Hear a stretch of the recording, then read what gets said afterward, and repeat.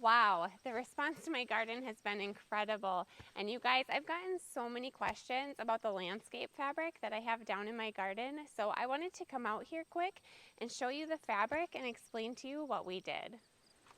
I'll try to put a picture on the screen and I'll also try to link it down below. But the fabric that I have, you can just find on Amazon if you just search for heavy duty landscape fabric. And I have loved having this fabric for multiple reasons. Number one, obviously, is to control the weeds. I can be out here barefoot, I can be kneeling down and I don't even get dirty. It's really great to have. And I think that it also provides a lot of moisture retention for my plants, which has been really great. I've gotten a lot of questions, so I'll try to address some of those questions. The most common question that I've been getting asked is, can I use the fabric again next year? And absolutely yes. If I couldn't use the fabric again next year, it wouldn't be worth the cost of the fabric. I'm hoping to get at least 5 years out of this one, if not more. But I think if I get at least 5 years, that'll kind of justify the cost of it. And it's saving me so much time in pulling weeds. So that right there is worth quite a bit.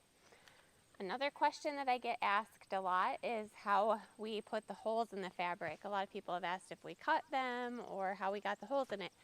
So we actually took a template that my dad made out of a board, and he just used a hole saw to cut holes that were so many inches apart.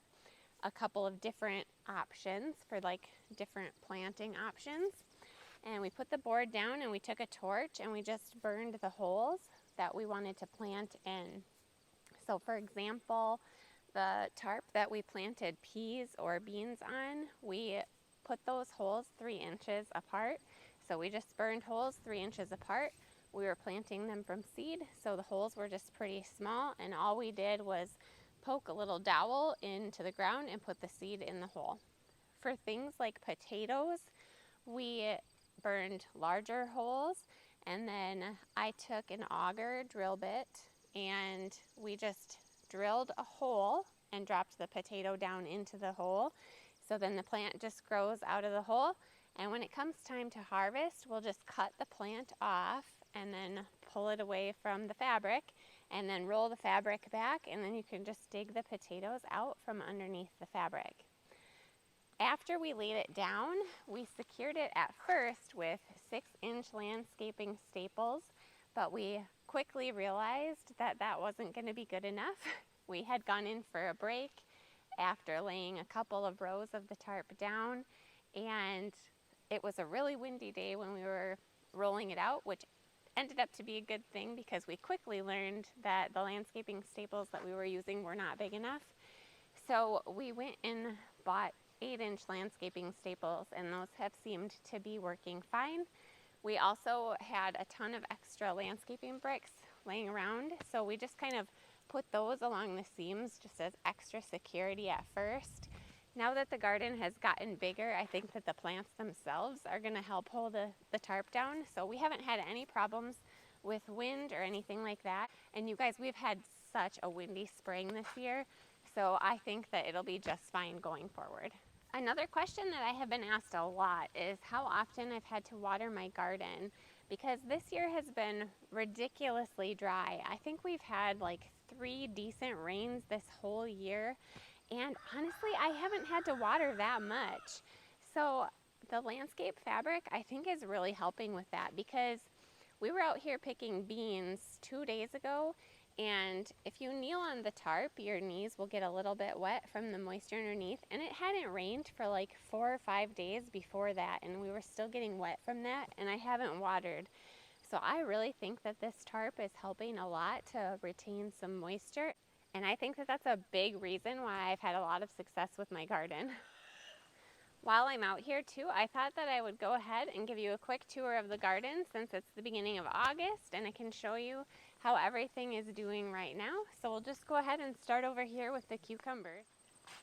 My cucumbers have done really well this year so far. I've gotten 65 pounds, and I need to come out and pick them again.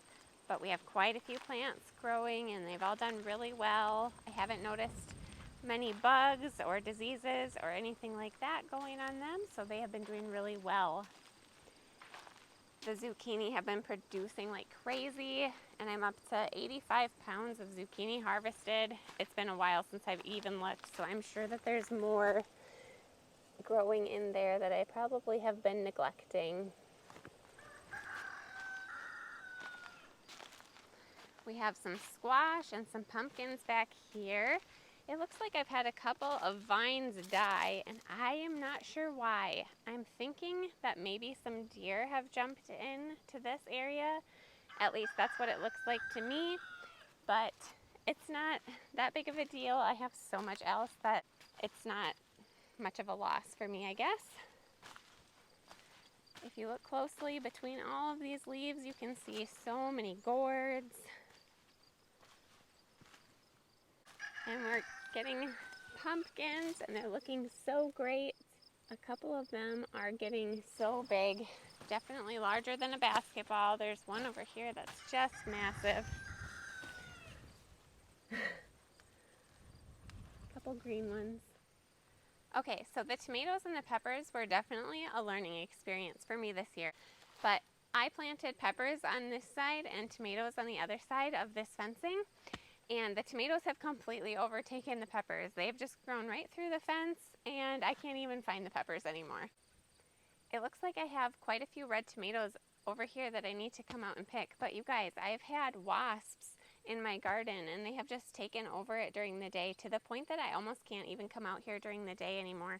It's really cloudy right now, and they seem to be out when it's sunny, so they're not out right now, but we've been having to do all of our harvesting in the later evenings after they're done and go to bed. But the wasps that we have are the cicada killer wasps, and they're giant and they're loud and intimidating, and I want nothing to do with them. So I have just been giving the garden to them during the day. It's theirs, and I will do my harvesting at night. At least they're pollinating things for me.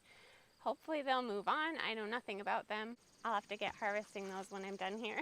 I think I have decided that for next year, I'm not going to do my tomatoes and my peppers like this. I haven't quite decided how I want to do them, but I know that I want to put my peas on this next year because I didn't like the way that they all fell over this year, and I'm just going to plant less of them and trellis them. So I'll have to burn the holes in this spot closer together, since I'll plant the peas closer together than I planted my tomatoes and my peppers.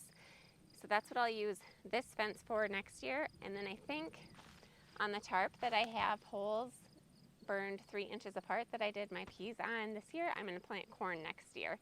So that's my plan for that.